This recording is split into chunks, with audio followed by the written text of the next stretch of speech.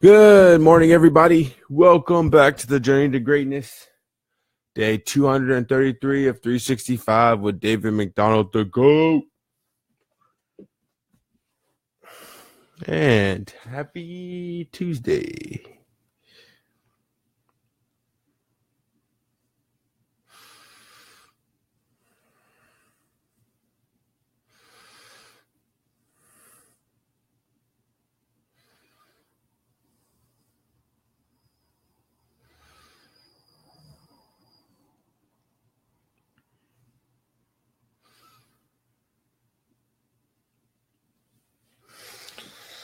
All right, let's get into our meditation routine.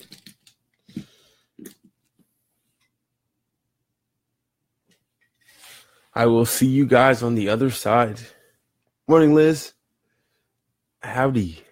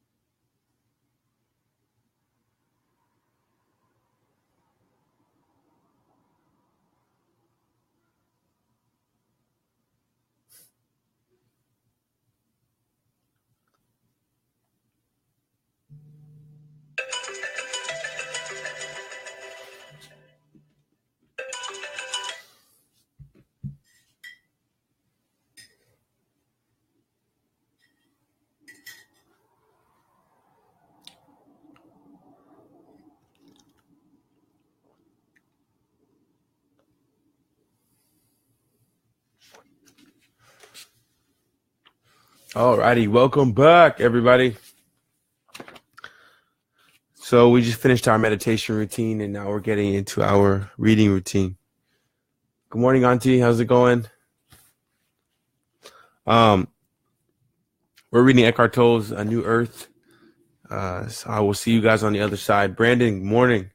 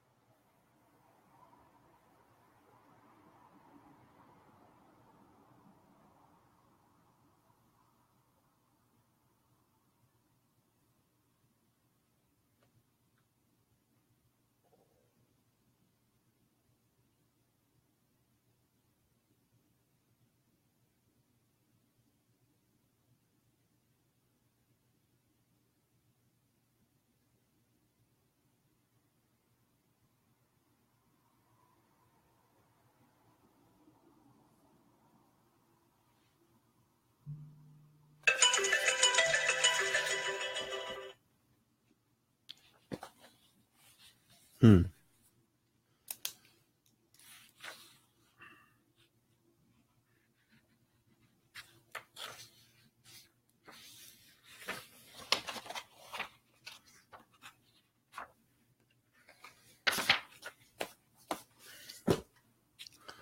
Alrighty, welcome back. Welcome back. Hey, Karen. Good morning. How's it going?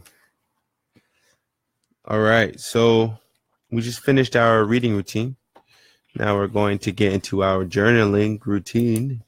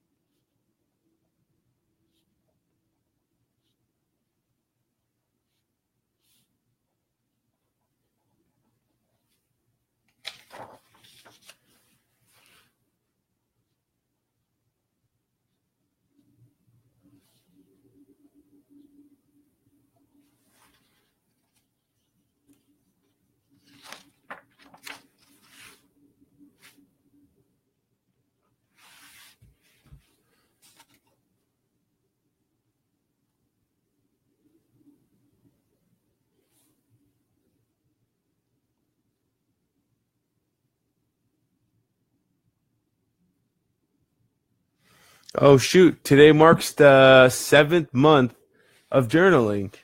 How awesome is that? Congratulations to everybody who was able to, make it to day 210 with the journals.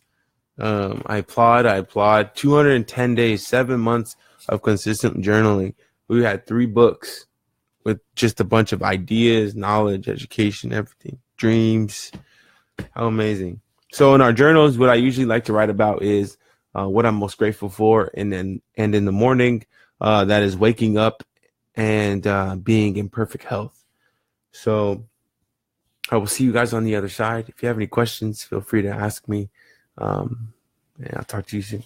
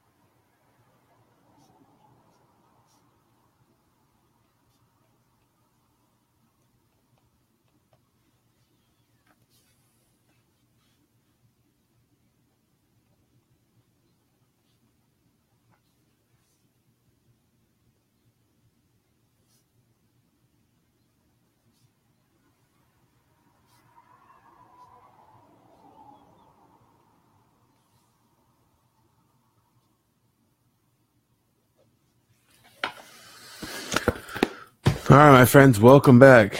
So, not too much to read about today or to review from our reading session. We pretty much just continued our journey from, from the time when we were talking about what it means to be non-responsive to children when they start acting out like brats.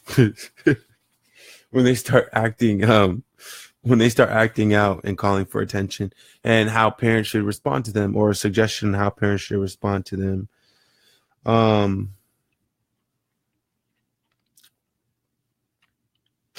So what the book suggests here is, after the child has subsided and pretty much stopped their temper tantrums, a day or two after that, you should follow up with them and ask them the question. So what did it feel like to act that way?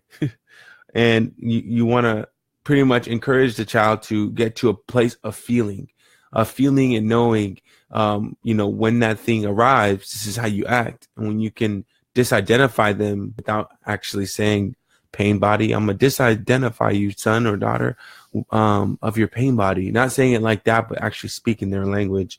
But then at the same time, I do feel like children are articulate enough and smart enough to understand and put association with our language.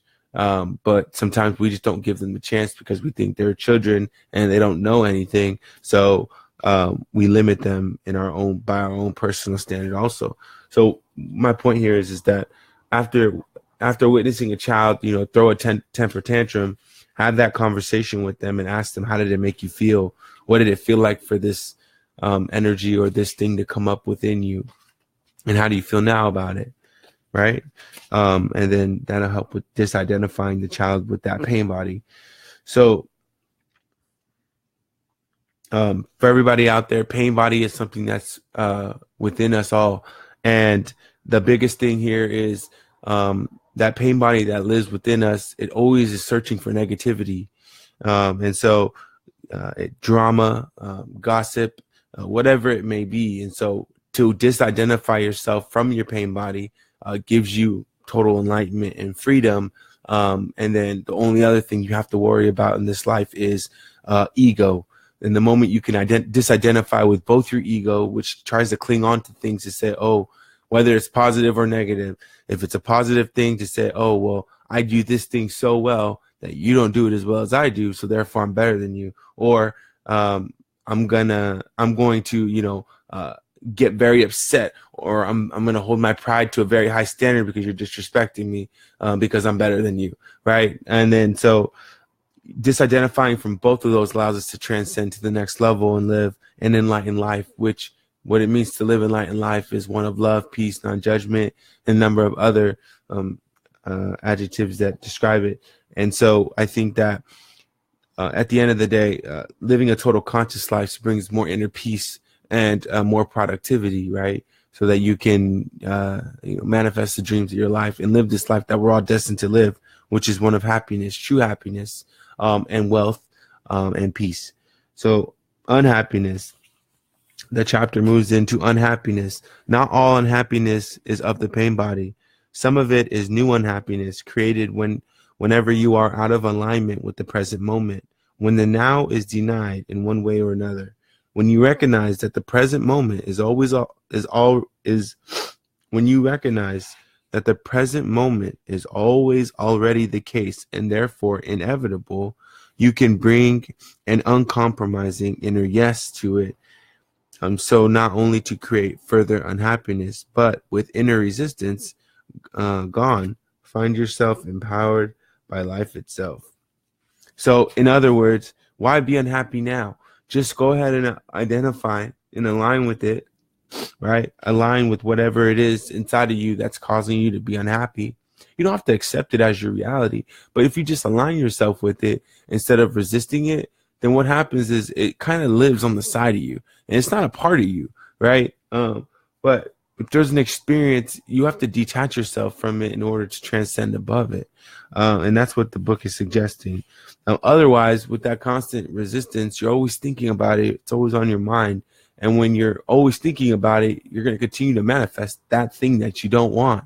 And it shows up in so many different forms. It shows up in your relationship. It shows up when you're staring in the mirror. It shows up when you're doing business. It shows up everywhere in your life. And so to align with it, but not to assume it as your identity is a big thing. To pretty much disidentifying yourself from the pain body and the ego, and living a happy life, and not allowing your past experiences to define your moment right now. The pain body's unhappiness is always clearly out of proportion to the apparent cause. So in other words, our unhappiness is usually triggered by something that is like that big, but we make it this big. And so it feels that big within us, but in reality, it's like that, right?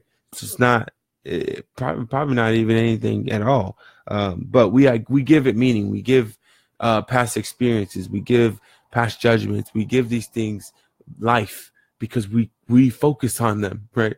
If we focus on just being wealthy, or we focus on just being spiritually, grounded or anchored, that's what we're going to continue to get. But if we focus on, oh, well, this person did this to me, or, oh, I used to be this type of person, or, oh, I used to like this, or I used to not like this, and those things, bring weight to your shoulders, then inevitably you're going to sink to the bottom of the ocean because you keep thinking about those things, and then they keep showing up in different ways. Well, here you go. Someone with a heavy pain body easily finds reasons for being upset, angry, sad, or fearful. Relatively insignificant things that someone else would shrug off with a smile or not even notice become the apparent cause of intense happiness. So I got into uh, a semi-spiritual discussion with a lady yesterday at LensCrafters. And I went into LensCrafters and you know, I'm looking at these, these frames, and they're kind of they're the frames. They had to lock up these frames, so I was walking back and forth to the mirror because I was like, you might as well just leave it open because I need to access these and I want to try different ones on.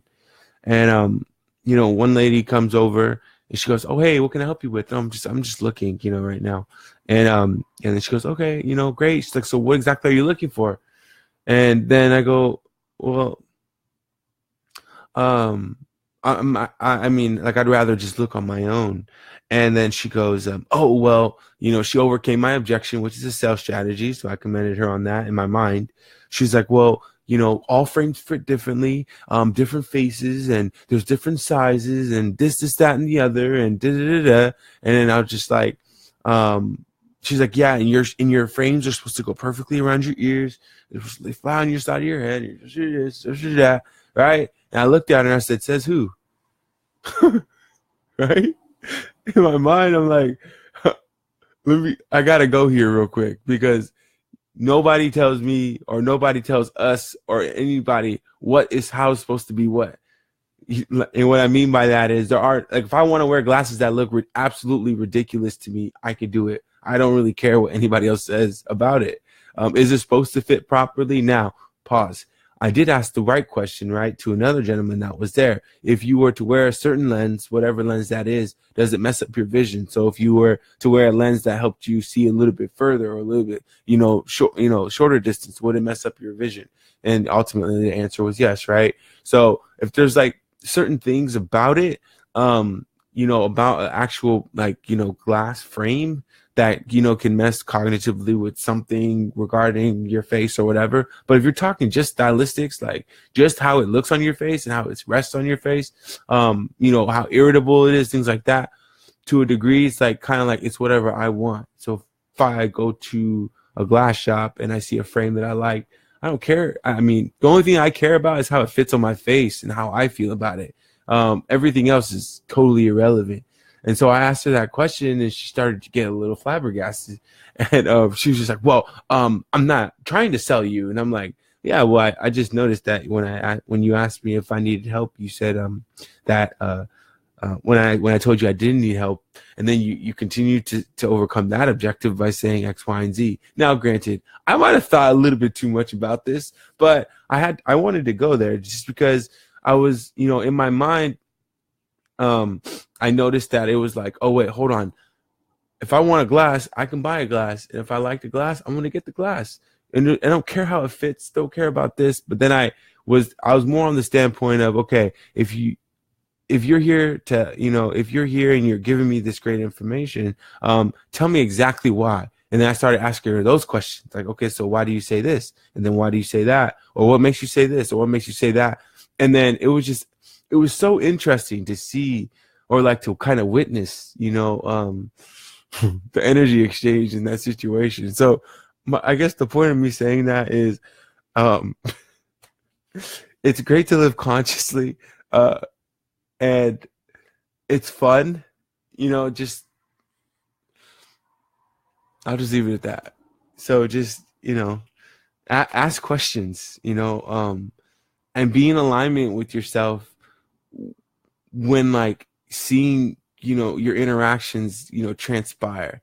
It really shows a different side of you. And if your eyes are wide open, it's interesting to kind of see and witness and play around with it a little bit, to see. It's just cool. By the end of it, conclusion of the story is, I ended up working with the lady, right? By the end of it, she ended up giving me some really, really good information.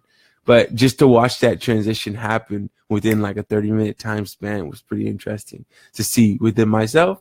And then obviously to push it to the limit, mentally and spiritually. Because then I just flat out told her, I was just like, I live in a space where nobody else's opinion matters. Of me. Anybody's other opinion of me doesn't matter. It doesn't define who I am in this moment. And she kind of just looked at me like this. Right. And I just started laughing. In my head, I just smiled. And I looked back down at the glasses, and I looked back at her, and I looked back down, and I just smiled to myself. And she probably was just like, man, this guy's a Looney Tune. But at the end of the day, to one capacity or another, we're all not normal. So anyway, pain body and ego are close relatives. So your pain bodies and your ego are close relatives. They need each other. The triggering event of situation is then interpreted and reacted to through the screen of a heavily emotional ego. This is to say, its significance becomes completely distorted. You look at the present through the eyes of the emotional past within you. In other words, what you see and experience is not in the event or situation, but in you. Or in some cases, it may be there in the event or situation, but you amplify it through your reaction. This reaction, this amplification is what the pain body wants and needs and feeds on, and what it feeds on. One really big thing that I keep in mind, like, especially with like real estate, because it's a sensitive thing. A process can be disrupted like this in a second. And like, nope, if anybody flinches, and I mean, I'm talking like complete, like a complete flinch from anyone. Talking about from my client, whether it's the buyer or the seller, or the opposite side, if it's the buyer or the seller, if it's my lender partner, if it's me, if it's the other agent, if anybody flips, like at a flip of a second, energy in that transaction can suddenly go awry, and they can call, and then things like falling out of escrow happens, right? Hasn't happened to me except for maybe once or maybe once, or was it once? Maybe once or twice, but it doesn't happen often. But I've had some really interesting situations happen. But my point here is that the number one, like if somebody reacts a certain way to something and they're like, oh my gosh, it's a big deal. Like I immediately, my instinct is like to bring them back in to say, no, it's not a big deal. Let's find a solution. Let's execute and move forward. And then as soon as mentally, the faster I can get them back on track, because they amplify it to make it like, oh my gosh, that creates in my mind, whether good or bad or indifferent, no judgment. I feel like it creates this energy of like, oh my goodness, this is all messed up, versus, that's a situation. Let's move. The energy, even me just saying it that way feels different, right? So it's like, oh my gosh, that's a big deal. No, it's not really a big deal. In the grand scheme of things, when you're talking about legality, this, that, and the other, yes, if you want to be really technical about it, okay. But when it really comes down to it, it's like the bigger question is, what is the solution? And how do we execute on that solution? And so it's a solution execution based world. And I feel like it's the same way if you apply that to anything else. You get terminally ill, or you experience something that was very traumatic. Again, people say it's supposed to be traumatic. Pause. Not to take away the value of anything that anybody, period, will ever experience in their lifetime. I can't put value on that. Only other people can put value on their experiences. But what I'm saying here is, at the end of the day, the amount of value that we put on certain things, especially when it's dealing with our physical selves, and understanding that we live in a spiritual realm also, and that when we die, our spirit will then transcend to another dimension. So we have to really ask ourselves that question: does the physical even really matter? Obviously to take care of ourselves, because it's our temple for our spirit to dwell in, right? Swim in every single, vein and blood vessel in our body, right? Like, so cool that that we have this oneness, but at the same time understanding that our physical does not define who we are, because when we die, it looks the same or a little bit older version, and it's in a casket. But so that total detachment is important to note. For someone possessed by a heavy pain body, it is often impossible to step outside his or her distorted interpretation, the heavily emotional story. The more negative emotion there is in the story, the heavier and more impenetrable it becomes. And so the story is not recognized as such, but is taken to be reality. When you are completely trapped in movement of thought and the accompanying emotion, stepping outside is not possible because you don't even know that there is an outside. You are trapped in your own movie or dream, trapped in your own hell. To you, it is reality, and no other reality is possible. And as far as you are concerned, your reaction is the only possible reaction. I've met a lot of people like this, or who fit this mold, and obviously on a consistent basis, I want to give them the space, whether I know them or not, the space to grow out of that and to step into enlightenment. They're no worse than people who are, quote unquote, on whatever level of enlightenment that exists. But at the same time, I think for everybody who's especially, joining in, it's really important to realize that, like, never allow yourself to stop growing. Never allow yourself to stop to stop and smell the roses, and not only smell the roses, but consider other perspective. And I think I know the people who kind of who not the people who make me really excited about life are those that I meet that are a little bit older, and they're still talking about being open-minded or considering other perspectives. Those are some of the most fluid conversations that I have, and I love them because when you allow your mind to remain open, right, and you just cut the top off and you have it hanging over here on the side like on a hinge, and you've experienced so much. You have so much more to give back to people who haven't seen as much as you have, quote unquote, quite yet, right? Or seen the things that you have. And then, there's nothing more empowering to me, to speak to somebody who's a little bit older who says, hey, I learned something from you today. It's awesome. Like, it almost becomes like a no issue in terms of like age and experience. It's not, there's no chest puffing, like, oh, I'm so much older than you and I have more experience than you, so therefore you are beneath me. No. Or I've been on this journey of spirituality for so long, you are beneath me. It's not anything like that. It's just a simple exchange of energy. And I think that's powerful. So breaking identification with the pain body, to finish up, is the next section of this chapter. A person with a strong active pain body has a particular energy emanation that other people perceive as extremely unpleasant. So what this goes to is, or what this section goes to, when you stink, you stink. When you have a bad attitude, it's not hard to tell. I was in an open house the other day, and a gentleman came in, and my colleague was like offering to give him a tour of the house. And the gentleman, he comes into the house. I didn't get a glimpse of, I got a glimpse of him, but I wasn't the one who I didn't offer to walk him through the house on this particular occasion.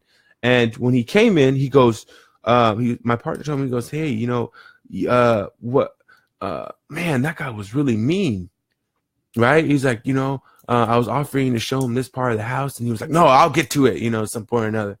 And then we were finishing up at the open house, and I was going to take the sign out from the outside of the street.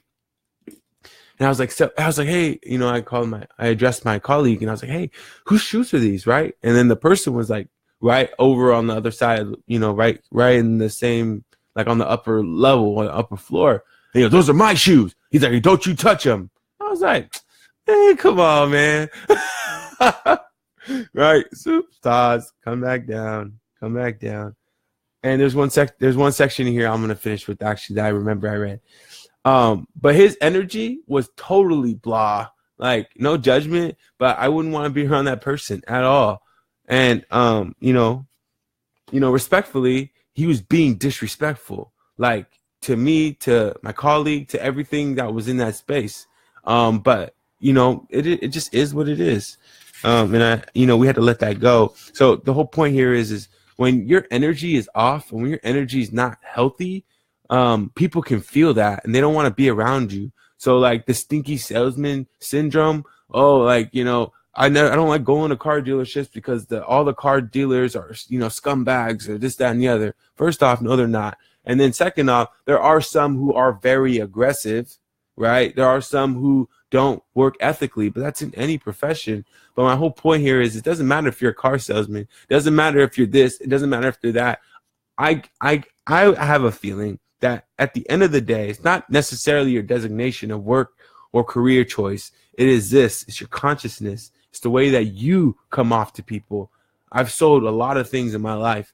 And, I think the number one thing is when you know what your true goal is and what your intention is, and when your best interest is other people, helping them get what they want at the price that they want, or, with meeting them in the middle, I think that authentically is received. And so the point here is that it's the same thing with your energy. If you're unhappy, you're truly unhappy inside, and you're not addressing it, you're not identifying it, you're not hiring a coach to talk about it, people are going to feel that, whether it's your significant other, whether it's friends, your children, even worse, your children, because it's suppressed. And we talked about that a chapter ago. When you have this suppressed energy that that's within you, and your children can feel it, and they know it. And so frankly, we can't hide from it. So the one thing, what do you do, right? What do? You find somebody to talk to. You hire a life coach. You hire, somebody, or you talk to your spouse, or if you feel like it's, gotten to a level where you just need to let it go on your own, you align with it in the present now, and then you transcend above it. Transcending means just align with it, don't resist it, and then move above it, right? So, mentally and physically. Okay, this is the last section here. Other times actually, negativity. So the negativity that emanate is enough to attract hostility and generate conflict. When you live in a state of constant negativity, or more on the side of negativity, that's what you're going to continue to attract to yourself in every dimension you can think of. It requires a high degree of presence. This is the part. So when the gentleman was in the open house and he was talking and just throwing all of this bad juju around, right? It requires a high degree of presence to avoid reacting when confronted by someone with such an active pain body. Whew, that's deep. If you are able to stay present, it sometimes happens that your presence enables the others to disidentify from his or her own pain body, and thus experience the miracle of a sudden awakening. Although the awakening may be short-lived, the awakening process will become initiated. So I think when we get to a point of just simply being able to identify, okay, why do I feel this way? I see something's arising in me. Is it my ego? Is it a pain body? Let me detach or just identify myself from it and respond with love. What the book just suggested is when we do that and we act in that present body, right? Somebody pisses you off. The easiest one, if you don't know what it means to be mad or upset, when somebody flips you off on the highway. I saw another situation. A truck was driving, and it was probably like a 1999 Toyota and a 2018, Chrysler 300. And this truck was trying to get over, and I don't know what the initial exchange was, but he swerves over to the right? And what? Oh, of course, naturally. Oh, no. Because there was arrows pointing that you had to merge to one side of the street, or one side of the direction or street, because there was some accident or something, or they were doing some construction. So the guy cuts over in front of this Chrysler 300. The Chrysler swerves, comes back, cuts him off, and they're like going like this, like almost hitting each other, like trying to cut each other off. And in my mind, I'm just like, whoa, like there's a lot of stuff going on there, right? My point here is, how could that situation have handled differently? The guy cut him off. Oh, well. Who cares? You just cut me off. Great. Who cares? You need to get in and get in my lane? Great. Here you go. Or potentially kill multiple people on the road. You know, it's like, what are we going to choose to be our realities? Like, how are we going to respond to people and their energy? We know we're going to run into it. We know there's people on the different levels of consciousness and unconsciousness scale, because there's two of them, right? Either you're really conscious or you're really not conscious. And it doesn't matter where you are, no judgment. At the end of the day, though, the more conscious we all become, or the more enlightened that we become as people, the better that we're able to gauge, and not even gauge, because that almost suggests that we're judging, but we're able to meet people where they are, and we can determine what it feels like or what it means to meet them where they are, based off of our level of consciousness. And I think that is how we can naturally disidentify other people with their ego, right? So disconnect them from their ego and their pain body by just responding to them a certain way. And that's powerful stuff. So say after me, if you so wish, to conclude our session today. This is my life. I am aware. I take full responsibility for my reality and thoughts. I recognize I have the power to manifest the best possible life. A life of wealth, love, and peace. I truly believe I have zero limitations. I trust my instincts, God, and universe. I am ready to transcend. I have arrived. And so it is. I love you guys. I'll see you all tomorrow. To everybody who jumped on the messenger board, good morning. Top of the morning to you. And thank you for jumping on. First off and foremost, I appreciate you guys. Let me know that you're here and present and alive and awake. And everybody who's at home watching behind the camera, thank you for sending the energy through. I hope you all also have the most beautiful day, the best day of your life today. Thank you for joining me on the Journey to Greatness Day 233 of 365 with David McDonald, the GOAT. Congratulations to all my journalists out there, my journaling, brethren and sisters. We completed month 7 of constant journaling. For everybody who's just joining us for the first time, we're ready. This is our 4th book. We're almost done with our 4th book of journaling, and it's just a number of manifestations. Just huge record-breaking goals, and just greatness all around us. So I love you guys. I'll see you tomorrow at 5. Have a great day.